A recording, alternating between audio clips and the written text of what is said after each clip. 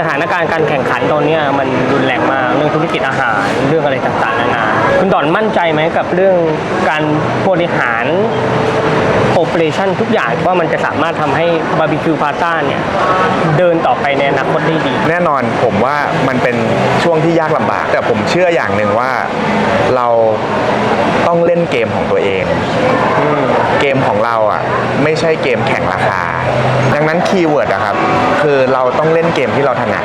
ที่บาร์บีคิวพลาซ่าเราถนัดเรื่องการดูแลคนดังนั้น